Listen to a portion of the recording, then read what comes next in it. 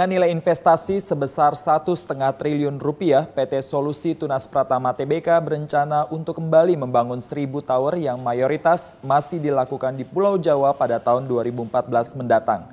Berdasarkan informasi yang kami terima dari Nobel Tani HH, ditaksir satu tower memiliki nilai investasi sebesar 1 miliar hingga Rp1,5 miliar.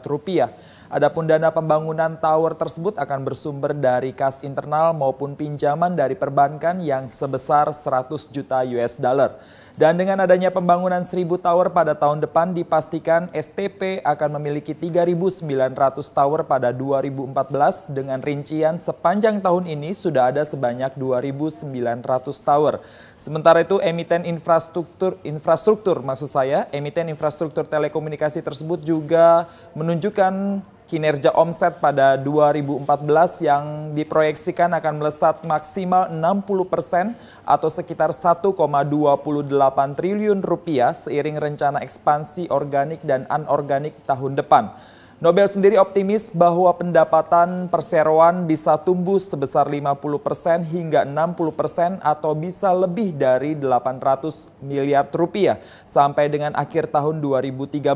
Untuk tahun depan sendiri pertumbuhan omset ditargetkan pada level yang sama.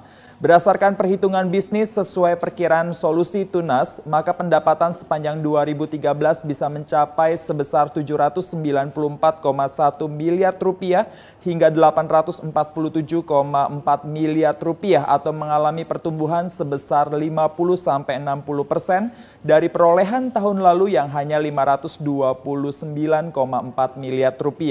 Dengan demikian melihat kinerja dari STP diyakini fenomena konsolidasi operator telekomunikasi yang juga menimbulkan efek konsolidasi menara tidak akan menekan kinerja perseroan tahun depan. Dan dapat disimpulkan bahwa pertumbuhan pendapatan STP ditopang 4 hal yaitu ekspansi organik, anorganik, kolokasi, dan mikrosel.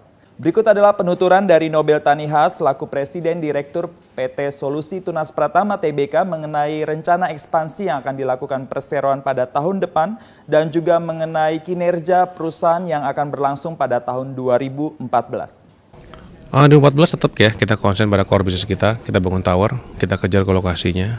Microcell akan menjadi bagian yang penting juga bagi rollout kita di Jakarta karena ada fiber optik kita bangun. Kolokasi tetap kita tingkatkan terus dan kita ada beberapa value added bisnis lain yang kita akan coba masukkan, backhaul business, fronthaul business itu yang kita bangun juga. Sekarang kita masih ada undrawn facilities sebanyak $100 juta, jadi masih cukup untuk buat tahun depan ya.